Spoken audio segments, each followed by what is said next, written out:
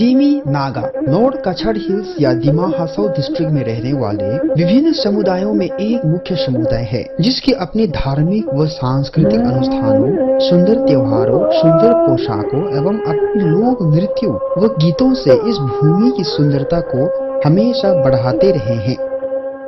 बृहत्तर असम को वर्तमान के छोटे छोटे विभिन्न राज्यों में विभाजन के दौरान इनके घर भूमि को विभाजित करते हुए इन्हें राज्यों असम, मणिपुर और नागालैंड के अलग अलग सरकारी प्रशासनों में बिखरा दिया और ऐसे कर देने से इनकी प्रशासनिक एवं सामाजिक एकता टूट गई।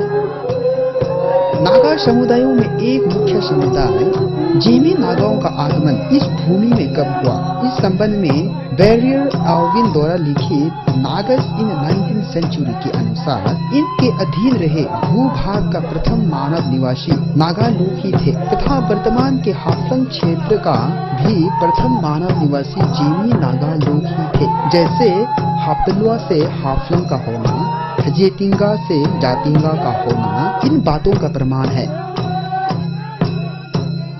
और वर्तमान के दिमा हासाओ डिस्ट्रिक्ट तक के भूमि में इन लोगों का आगमन 13वीं सदी के अंतिम चरण और 14वीं सदी के शुरुआती चरण में होने का अनुमान लगाया जाता है। उनके इस भूमि में प्रथम आगमन के समय यह जगह पूर्णतः जंगली पशुओं व घने जंगलों से भरा एक वीरान जगह थी। उन्हें इस जगह को पाने के लिए किसी से बहस या संघर्ष करने की जरूरत नहीं पड़ी थी। यहाँ बसने वाले लगभग सभी लोगों के आय का मुख्य स्रोत कृषि कार्यों पर ही निर्भर रहती है और इस तरह इन लोगों के उत्सवों व त्योहारों का चक्र भी कृषि कार्यों के चक्रानुसार चलती रहती है। साल का प्रथम उत्सव धान व फसल रोपण का उत्सव हलेनी है और इस दौरान नृत्यों व गानों का आयोजन हुआ है। नृत्य व गानों के जरिए अपने गांव व गांव वासियों के गुणगान कर रहे हैं और आने वाले साल में धान फसलों की समृद्धि के लिए ईश्वर से भी दुआएं मांग रहे हैं। वैसे काम तो सब करते हैं, परंतु इन लोगों में गहरी रूप से मिलनसारिता और परस्पर साझेदारी का अनोखा रूप देखने को मिलते हैं। आज गांव में हग्वांग नाम के एक व्यक्ति ने अपनी विवाहित बहन की झूम खेती पर धान रोपण के दौरान अपनी श्रमदान की घोषणा कर देने से गांव के सभी लोग उनके साथ हो लिए हैं। विवाह होने के पश्चात विवाहित स्त्री अपने पति के घर आने के प्रथम बरस को धान रोपण के समय इस तरह के श्रमदान लड़की के माता पिता या भाइयों की तरफ से दिया जाता है। इस श्रमदान को हमेमजे कहा जाता है। इस दौरान मुट्ठी भर ही से ही मायके की ओर से लाया धान सबसे पहले रोपा जाना आवश्यक है। हाथों के साथ साथ गाने भी गाए जा रहे हैं। झूम खेतों में सामूहिक श्रम के समय गाए जाने के उनके ये गाने उन्हें स्फूर्ति देकर हाथों के रफ्तार को थमने नहीं दे रहा है।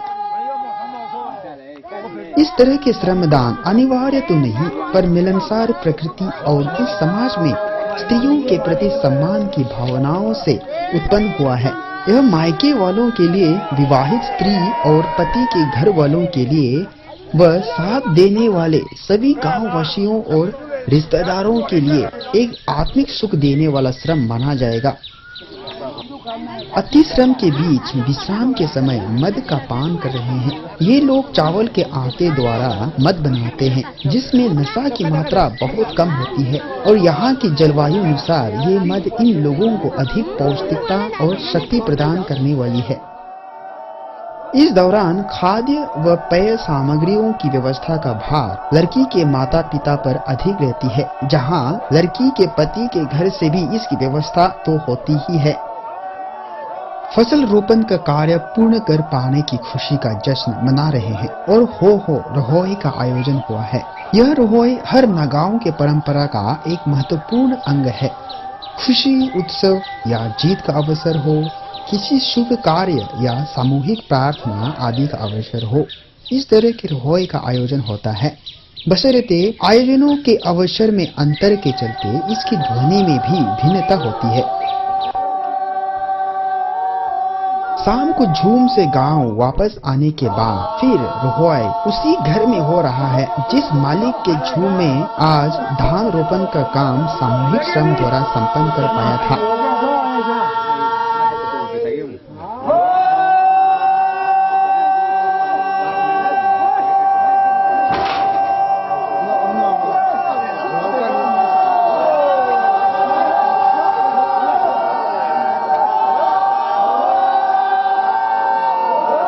पूरे साल में इन लोगों के मुख्य 6 उत्सव है। ये है हलैनी, इचांगी, मेगुनी, पोकतनी, सिंगी और साल के सबसे अंत और सबसे बड़ा त्योहार हगांगी है।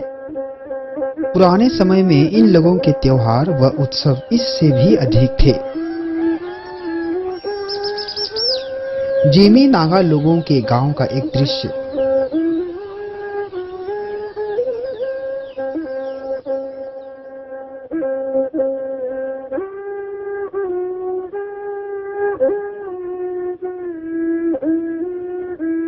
रोपे गए धान फसल उपयोग में लाने लायक हो चुका है।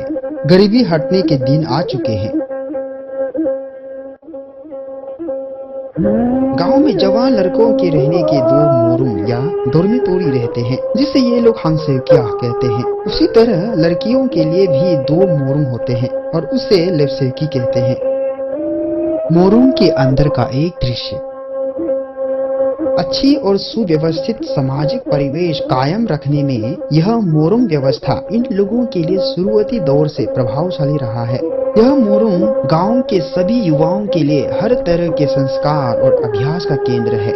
यह मोरूम गांव वालों के लिए संवाद केंद्र है, सभा स्थल है और किसी भी तरह के सामूहिक आयोजनों का केंद्र भी है। गांव में पोकपेटनी उत्सव मनाने के दिन भी घोषित कर दिए गए हैं। इस उत्सव के लिए गांव के बच्चे, बूढ़े, स्त्री, पुरुष व जवान सभी में उत्साह दौड़ गई है। इस उत्सव के दौरान एक बड़े जानवर बुसांग कटने की भी घोषणा कर दी गई है। कल सुबह इसे छुड़ाकर पुनः पकड़ने की प्रतियोगिता भी लड़कों के बीच लगने वाला है। अलग अलग हांगसेवकी या मोरूम के ये 2 लड़के बुसांग के सिर पर अंडे फोड़कर अपना भाग्य सिद्ध कर रहे हैं कि कल के प्रतियोगिता में जीत उनके मोरूम में आने वाले लड़कों में से ही हासिल हो। ये लोग पशु के 2 सिंहों पर हगारिया नाम की एक जंगली लता से एक बड़ा चक्र बांध देती है। ये चक्र कल इसे छुड़ाकर पुनः पकड़ने की प्रतियोगिता में लोगों की सिंहों से सुरक्षा के लिए है। एक वृद्ध लड़कों के काम को देखकर अपनी जवानी के दिनों को याद कर रहे हैं। इस विशेष लता हगारिया द्वारा बड़े जानवरों को बांधकर कतने से पशुओं की पैदाइशी संख्या में उन्नति होकर पशुधन बढ़ती है, ऐसा मानना है। इस लता को भाग्य लाने वाला लता हगारिया इसलिए कहा जाता है। हांगसेवकिया के आंगन में एक युवक एक बुजुर्ग के बाल बनाकर अपना उदार कर्तव्य निभा रहे हैं। यह भी उनके कल्चर का एक हिस्सा है। उत्सव का प्रथम सुबह हो चला है। बुसांग को छुड़ाकर पकड़ने की प्रतियोगिता लगने वाला है, लेकिन इससे पहले हांगसेवजेपुई ने अपने हाथों से तैयार किए स्थानीय मद दुईजाओ लड़कों के लिए परोसा है। यह उनका लड़कों के लिए स्नेह है। हांगसेवजेपुई गांव के उस उदार परिवार के मालकिन को कहा जाता है जिस परिवार ने गांव में हांगसेवकिया मोरूम को संभालने की जिम्मेदारी ली रखी है। प्रतियोगिता में शामिल होने के लिए अब गांव के 2 अलग अलग मोरूम के लड़कों के दल हो करते हुए बुसांग की ओर बढ़ रहे हैं जो गांव के मध्य बांध रखे हैं।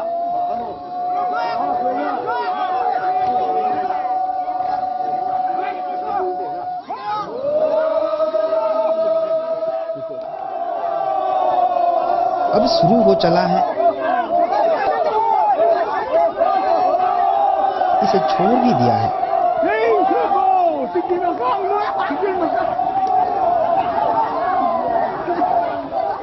गांव के किनारे और चला गया है। कभी कभार तो ये इतने दूर चले जाते हैं कि पकड़ना मुश्किल हो जाता है, लेकिन आज तो उतना दूर जा नहीं पाया है और पुनः पकड़ लिया है।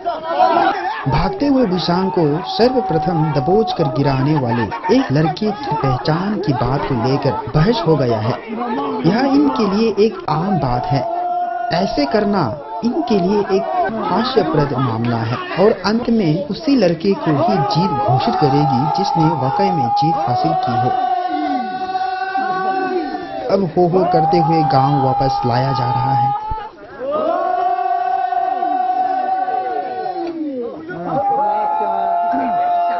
क्या वैसे इंसान हो जाए ना।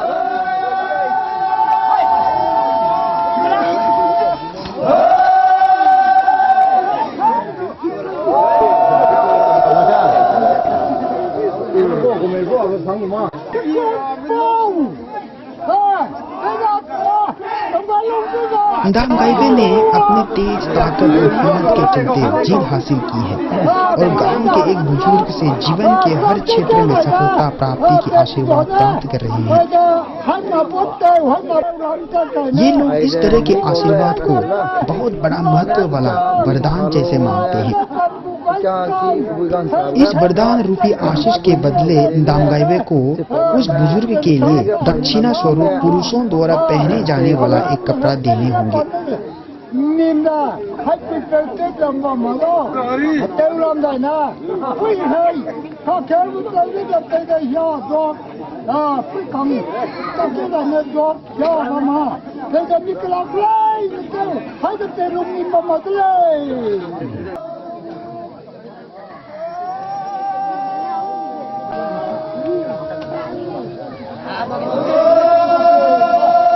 प्रतियोगिता में जीत हासिल कर लेने के सम्मान में दामगाइबे के घर रोहोई होहो का आयोजन होगा। इन लोगों में रोहोई का आयोजन बड़ा महत्व का होता है।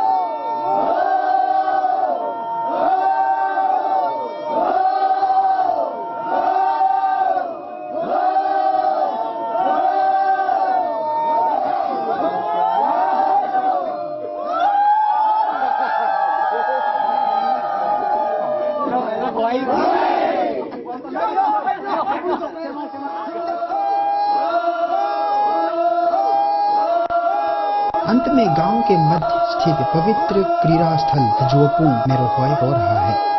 इसके बाद अलग अलग मोरों के ये सारे लड़के दो भागों में बांटकर हो करते हुए अपने अपने मोरों की ओर चले जाएंगे।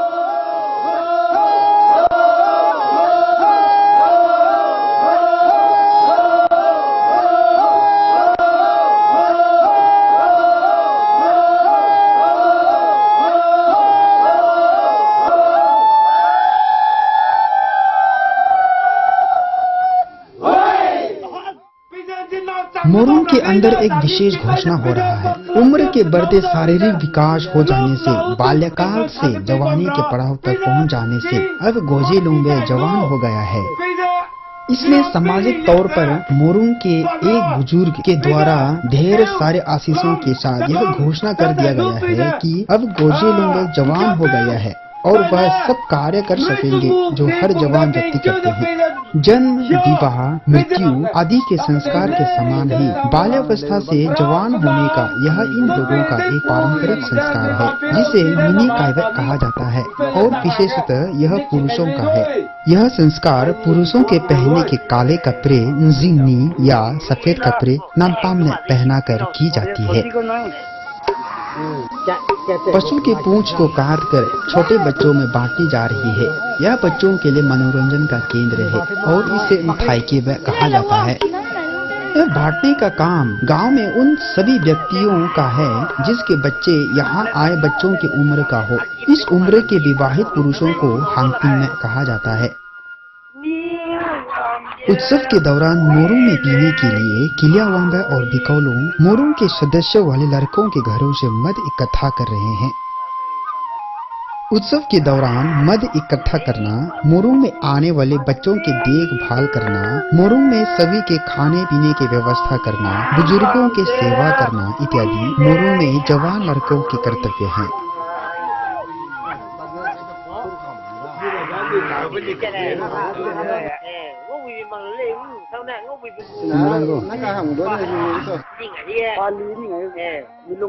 उत्सव के दौरान मोरूंग के अंदर का एक दृश्य। मोरूंग के अंदर उम्रदार सदस्यों को मद परोसता हुआ एक युवक। मोरूंग की व्यवस्था में उम्रदार व्यक्तियों और संपूर्ण गांव के तथा मोरूंग के हर करने योग्य कार्यों में हमेशा सक्रिय रहने वाले व्यक्तियों या लड़कों का बहुत सम्मान रहता है।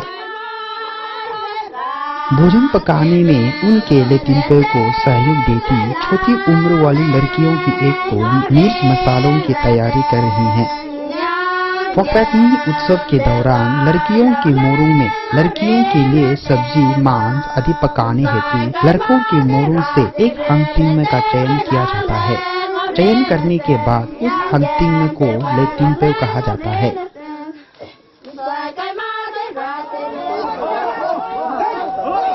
वैसे कहा जा चुका है कि गांव में मुख्यतः 2 मोरूंग होते हैं और दोनों मोरूंग में इस उत्सव के दौरान बड़े जानवर काटे जाने पर जानवरों के सिर का दोनों मोरूंग के बीच अदल बदल की जाती है।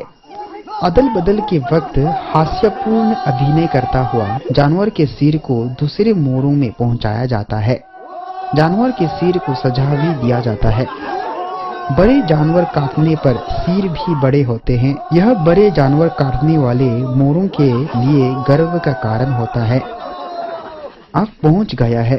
पहुंचने पर मोरूंग के सामने वाली दीवार पर टकराकर अपना कुछ कटुता भी दिखा रहा है, क्योंकि उनके जानवर का सिर उन्हें दिया जाने वाला दूसरे मोरूंग वालों के सिर से बड़ा है, इसलिए वे अपना मन मर्जी दिखा रहा है। अच्छे मांस के टुकड़ों को बच्चे जनने की संभावी परिवार में बांटकर जन्म से पहले ही अपने मोरूंग के सदस्य बनने के लिए कामनाएं भेजी जा रही है। यह सब कार्य बड़ी उम्र वाली लड़कियों की देखरेख में होती है।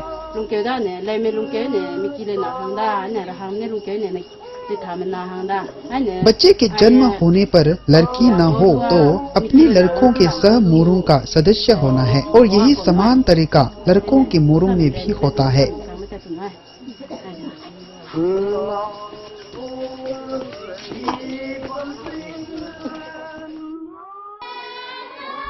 त्योहार का प्रथम रात है। लड़कियां आग के मसालों से राह दिखाती लड़कों के मोरूंग में जा रही है। इस दौरान मोरूंग के सारे लड़के अपने पारंपरिक पोशाकों में सज धज कर मोरूंग के अंदर पंक्तिबद्ध होकर बैठे रहेंगे। ये एक तरफ से लड़कों और लड़कियों के लिए एक दूसरे को देखने और दिखाने के प्रदर्शनी है। इस आयोजन को रहांग तेवे कहा जाता है। यह त्योहार मुख्यतः गाने, मनोरंजन करने और खाने पीने के त्योहार है।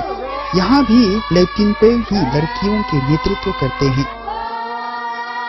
इस अवसर के भी अपने अलग सुर, बोली और अर्थ वाले गाने हैं।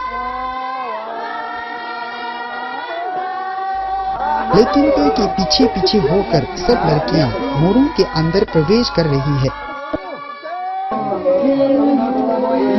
लेतिनपे हास्य अभिनय करता है तो मोरूंग के अंदर भी एक हंटिंग में नव विवाहित व्यक्ति हास्य रूप धारण करके लोगों को हंसाने के लिए तैयार खड़ा है। यह दृश्य वहां बैठे सभी को हंसाते हैं।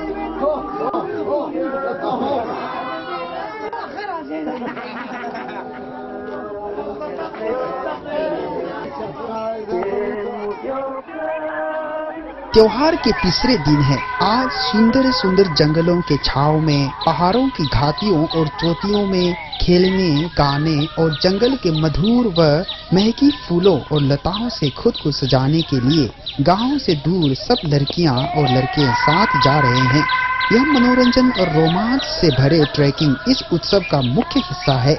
इस तरह के वन भ्रमण को हगोरोबा कहा जाता है। फूलों से भरे जगह आ पहुँचे हैं। कुछ लोग और आ रहे हैं।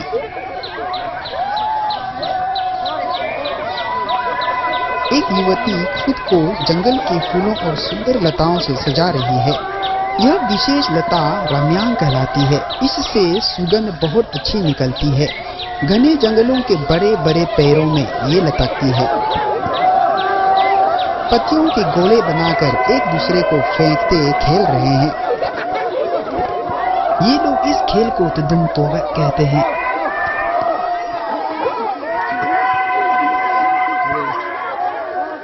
जंगल की बड़ी और लंबी मजबूत रस्सी के सहारे लड़कों और लड़कियों के दो दल बनाकर खींचने की प्रतियोगिता हो रही है। इस खेल को हचाक-चाक कहा जाता है। यह खेल हर तरह के नागा जातियों में पाए जाते हैं।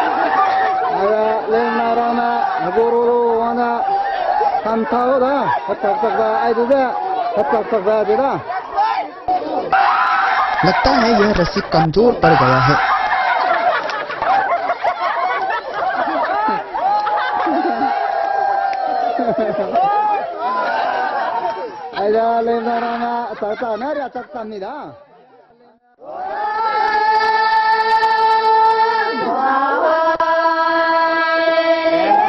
इस उत्सव में वन भ्रमण के समय गाए जाने के गाने गा रहे हैं।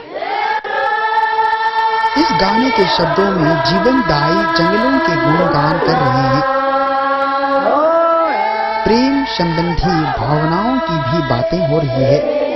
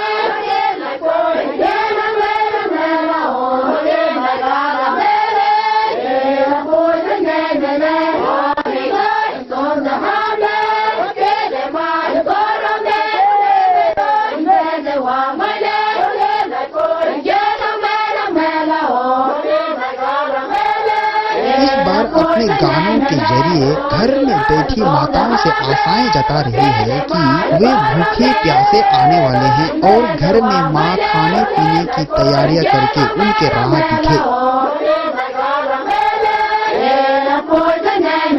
शाम होने को है तो अब गांव वापस पहुंच रहे हैं।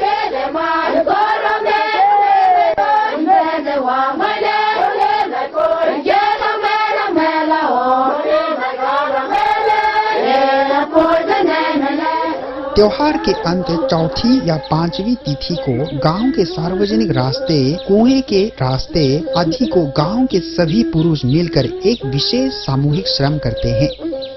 इस सामूहिक श्रम को सिमसिम्बा कहा जाता है। यह इतना सामूहिक होता है कि छोटे छोटे बच्चे जो छोटा पत्थर तो उठा ही सकता है और बूढ़े भी जो थोड़ा हाथ तो बटा ही सकता है, वे सभी इस सामूहिक श्रम में शामिल होते हैं। यह भी त्योहार का ही एक हिस्सा है। त्योहार के दौरान खा पी लेने के बाद, जी भर कर मनोरंजन कर लेने के बाद, जीवन जीने के और एक मुख्य पहलू परिश्रम करने को मनोरंजन के तहत स्वीकारा है। और जहाँ मनोरंजन है वहाँ थकान नहीं होती, और जहाँ बिना थकान के परिश्रम किए जाए वह हमेशा जीवन ज्योति होगी। काम कर लेने के बाद थके लोगों के थकान मिटाने, प्यास मिटाने ये लड़कियां चावल के आटे के मद तकुइजाव ले आई है। एक बड़ी किस्म के बांस में ये तकुइजाव रखते हैं और लंबे कैन के सहारे मद को मिलाते और हिलाते हैं। बांस के बने मद रखने के इस चूंगा को स्वांग कहा जाता है। जंगली केले के पत्तियों से ये मद के प्याले बना लेते हैं, जो एक बार पी लेने या उपयोग कर लेने के बाद फेंक दे सकते हैं। ये पत्तियां बहुत साफ सुथरा होते हैं। केले के पत्ते के इस प्याले को हलुई कहते हैं।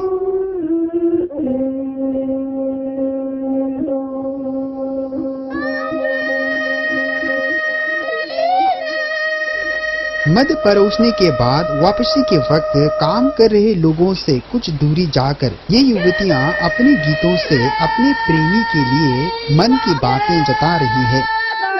ये कह रही है कि तुम ही हो जो सदा के लिए मेरी आंखों में, मेरे मन में बसे हो। तुम्हारी तुलना मैं किसी से नहीं कर सकी, मुझे तुम्हारे होकर जीने में गर्व होगी।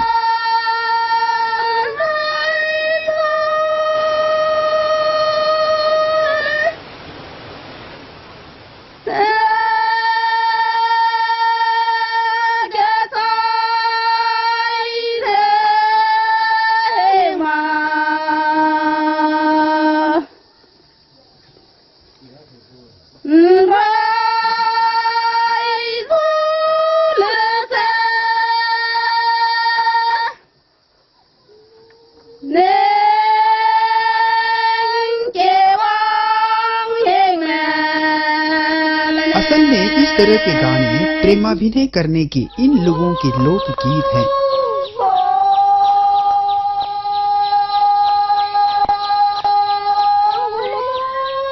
ये लड़के भी जवाब में कह रहे हैं, तुम्हारे ख्यालों में मैं हर पल जीता हूँ, तुझे पाने की आशाओं के सहारे मैं अपना हर वक्त काटता हूँ। तुम भी और थोड़ा ठहर जाओ, हम अपना काम शीघ्र करके साथ साथ गांव को चलेंगे।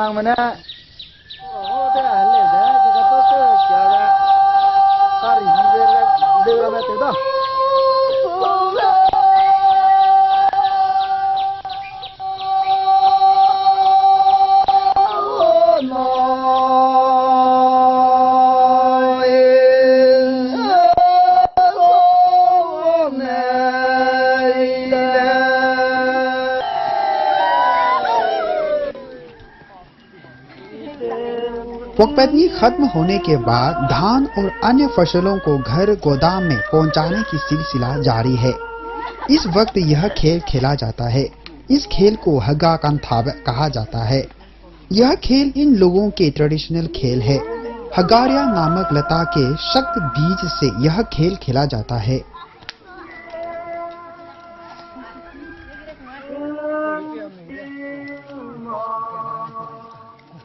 लड़कों और लड़कियों के खेलने के तरीके थोड़े अलग होते हैं।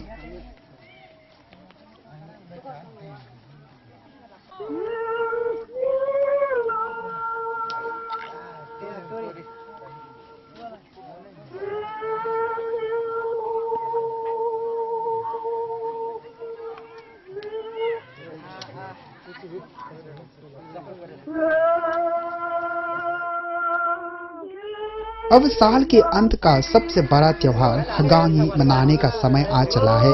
गांव के लड़कों के बीच कल दौड़ने की प्रतियोगिता लगने वाली है। आज हगाबुसे के सिर पर कच्चे अंडे फोड़कर अपना भाग्य सिद्ध कर रहे हैं। सुबह हो चला है। सारे लड़के गांव के बाहर जा रहे हैं, जहां से वे दौड़ते हुए बांध कर रखे हगाबुसे तक पहुंचेंगे और जो पहले पहुंच पाएंगे उसकी जीत होगी।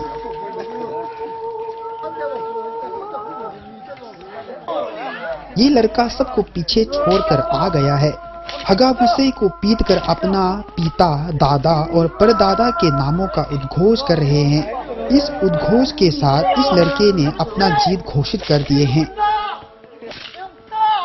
प्रतियोगिता में भाग लेने वाले सबके पहुंचने के बाद पशु को मार दिए जाएंगे और गांव के हर घर में इसकी मांस बांध कर उत्सव के दौरान खाए जाने के एक विशेष भोज होंगे।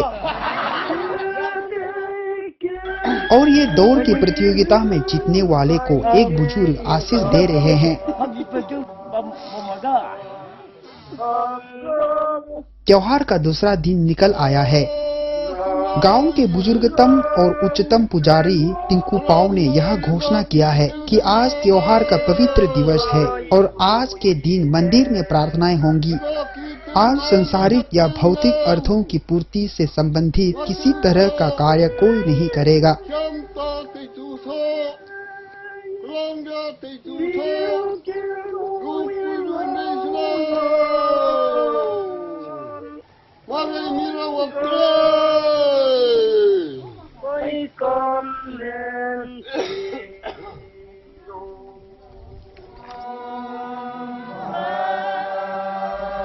मंदिर में प्रार्थना के बाद पाइपेकी की ओर जा रहे हैं। पाइपेकी गांव में एक पवित्र परिवार है, जहां आस्था एवं धर्म संबंधी बातों के चर्चे होते हैं। यह घर मंदिर का एक विकल्प है। गांव में मंदिर की व्यवस्था न होने पर पूजा, प्रार्थना आदि यही किया जाता है। गांव के हर परिवार से अपना क्षमतानुसार वार्षिक आय का एक छोटा भाग आज परमपिता परमेश्वर तिंगवांग के नाम दान करने आए हैं। इस आयोजन को तिंगवांगपुआ कहा जाता है। इस धन को गांव के और धर्म की उन्नति के लिए समय आने पर खर्च किए जाएंगे। यह पाइपेकी के आंगन में हो रहा है। यहाँ लाए धान को तिंगवांग के नाम दान या समर्पण करने हेतु तिंकुपाव द्वारा तिंगवांग की आराधना किए जा रहे हैं। रचने वाला, रक्षा करने वाला और विनाश करने वाला सर्वशक्तिमान परम पिता तिंगवांग से यह कहा जा रहा है कि तुम्हारे द्वारा दिए धन धान का छोटा भाग हम तुम्हारे नाम करते हैं। साथ में आने वाले साल में गांव वालों के धन धान की और अधिक समृद्धि के लिए दुआएं भी मांग रहे हैं। हर तरह से गांव वालों के कल्याण के लिए दुआएं मांग रहे हैं।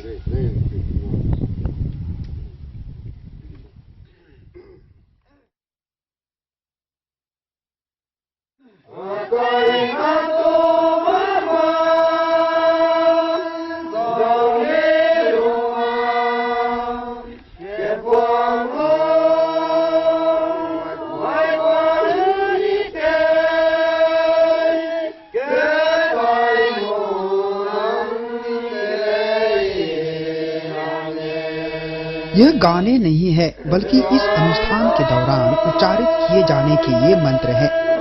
इन लोगों के पूजा, प्रार्थना आदि की पद्धतियाँ, नृत्य, गाने आदि इनके तीर्थ स्थल भुवन पहाड़ से भगवान विष्णु के पवित्र गुफा से उद्धार हुआ है। यह स्वतंत्रता सेनानी व समाज सुधारक हाइपोजा डोनांग और परम पूज्य मां रानी गैडिन्ल्यू के जरिए भगवान ने इन्हें दिया था। इसकी प्राप्ति के लिए हाइपोजा डोनांग और मां रानी गैडिन्ल्यू ने कई वर्षों तक भगवान की आराधना किए और अंततः 1931 को यह सफल हो पाया।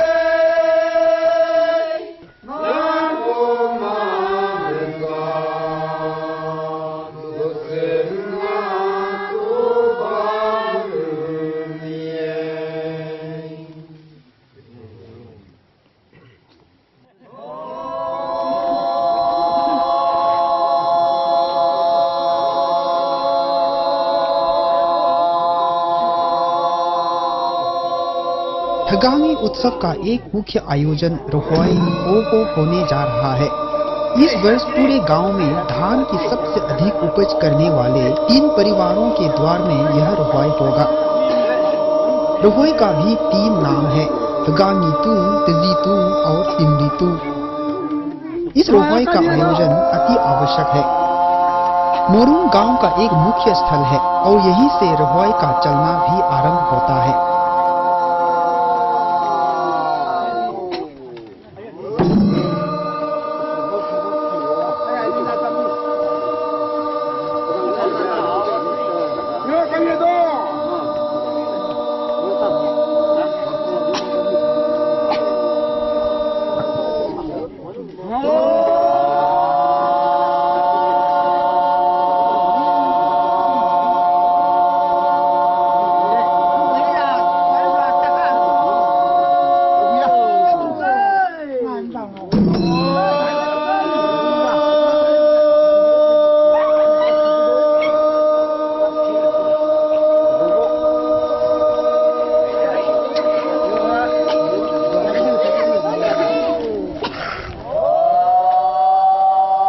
हो करते हुए पूरे गांव घूमते हैं और बारी बारी से थगांगीतू, तजीतू और तिमरीतू लेने वाले तीनों परिवारों के द्वार में हो करते हैं।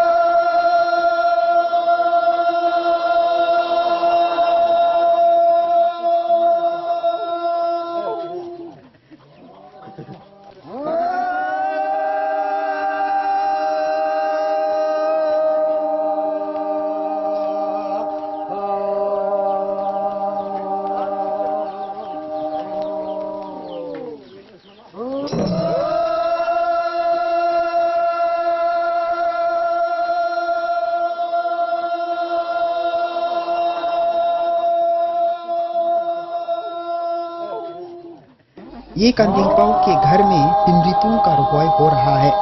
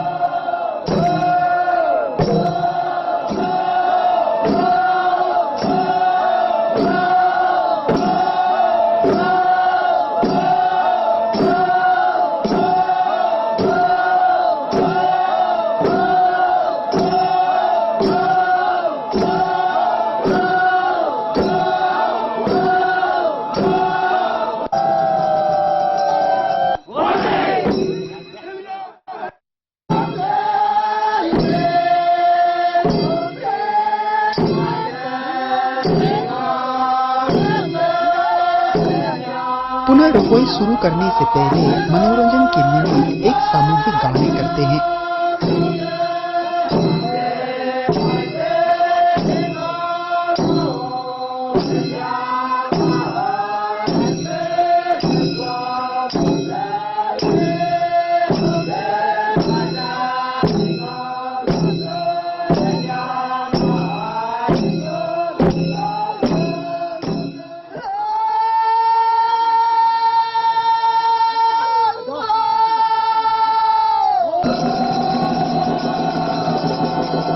अब तिमृतु रुपये स्वीकारने वाले कंदिलपाव ने गांव वालों के लिए रुपए दान दिए हैं और इसकी घोषणा बड़े सम्मान के साथ किए जा रहे हैं।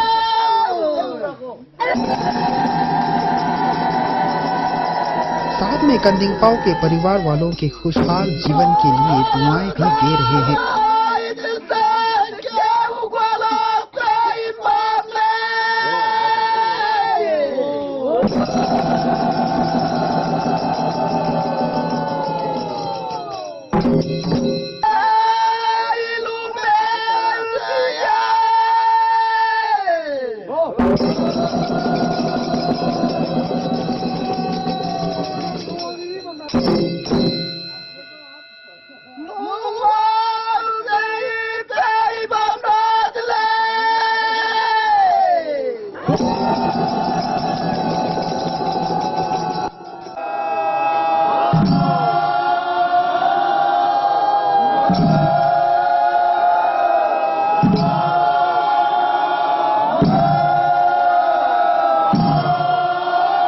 और इस तरह तीनों घरों में रुपये हो लेने के बाद गांव के मध्य स्थित हजूपुं एक पवित्र और महत्वपूर्ण स्थान में रुपये आ पहुंचा है। यही रुपये की समाप्ति होगी और फिर जवान लड़कों के बीच खेल प्रतियोगिता होगी।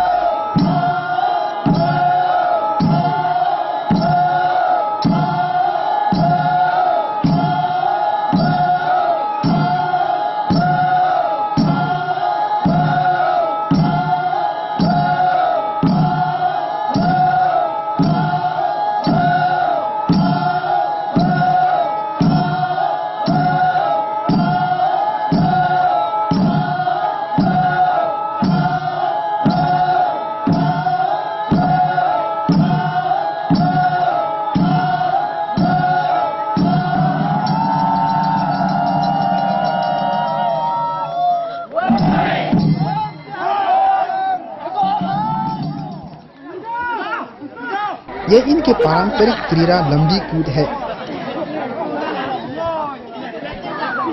इसकी बनावट और सुंदरता की अपनी अलग पहचान है। जवान लड़के छलांग लगाकर अपना स्थान ऊंचा करने में लगे हैं और नव विवाहित हांगतिंग में मिट्टी को मुलायम बनाने में लगे हैं। इस तरह सब अपना अपना काम कर रहे हैं।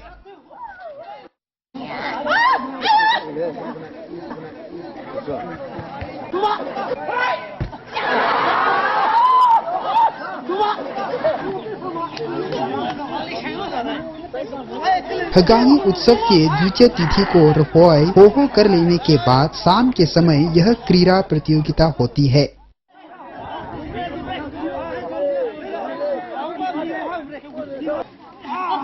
अब फिर गोला फेंक की प्रतियोगिता शुरू हो गया है। इन लोगों के खेलों के नियम भी अपना निजी है।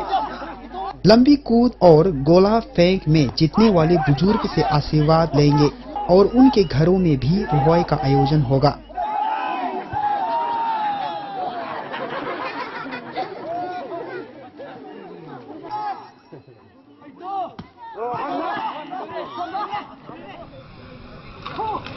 दो युवाओं द्वारा युद्ध कला का प्रदर्शनी हो रहा है। जेमी नगाओं में युद्ध कौशलता स्वतः जन्मजात आती है। पुराने समय में ये लोग युद्ध में माहिर थे और हेड हंटिंग भी किया करते थे, परंतु इन सब का आधुनिक जीवन शैली के आगमन के साथ कई दशकों पहले खत्म हो चुका था। यह युद्ध कला एक पारंपरिक क्रीड़ा और वीरता के प्रतीक बनकर इन लोगों में हमेशा व्याप्त रहेगा।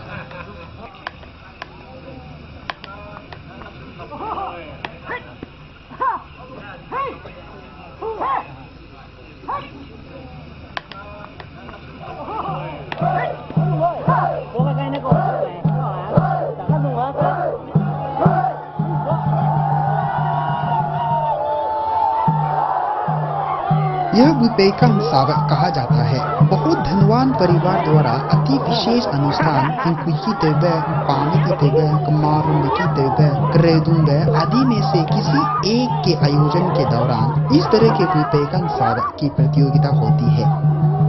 परंतु आज के दिनों में इस तरह की प्रतियोगिता यानी बुपेकाम सावक लोगों के किसी विशाल समागम या सम्मेलन में भी होते देखने को मिलते हैं। हिलते झूमते भैंसे के सिर को पकड़ना है। यह करना भीड़ के तादाद में इतना आसान नजर नहीं आता।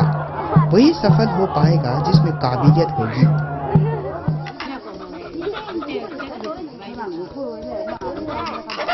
यह बुनाई का काम महिलाओं का है।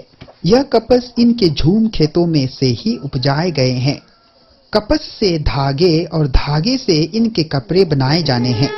यह काम अपने अपने घरों में तो करते ही हैं, परंतु वे अपने मोरुंग यानी लड़कियों के मोरुंग लड़की में इकट्ठे होकर यह काम करना भी पसंद करते हैं। इसे हकूगा तैबा कहा जाता है। इसकी सबसे पहली वाली फायदा ये होती है कि जो लड़की इस काम में निपुण नहीं होती वह अन्य निपुण वाली लड़कियों से सीख लेती है और साथ में काम करने से हाथों की रफ्तार भी बढ़ते हैं। इस तरह के हकूगा यानी सामूहिक बुनाई का काम मोरू में मुख्यतः जवान लड़कियां ही अधिक करती हैं। ये लोग इस अवसर में गाए जाने के गाने गाए जा रहे हैं। काम के साथ गाने गाए जाने से एक तरह से मनोरंजन भी हो जाता है और अलस्यता नहीं आती।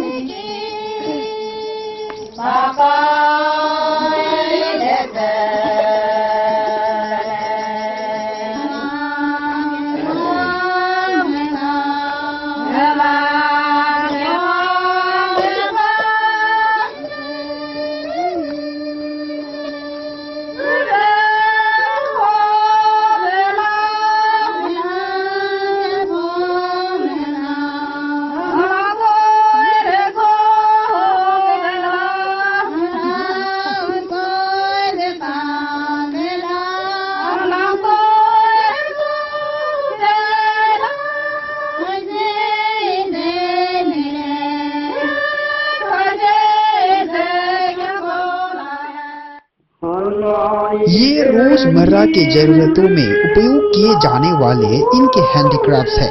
इसे बनाना पुरुषों का काम है, जैसे बुनाई का काम महिलाओं का होता है।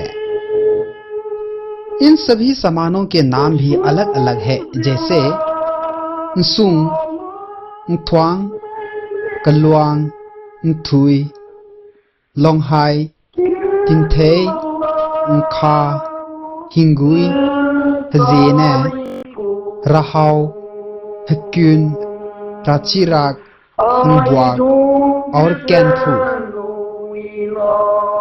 इन सब के अलावे भी इनके बहुत सारे हैंडीक्राफ्ट्स होते हैं। ये इनके संगीत वाद्य यंत्र हैं।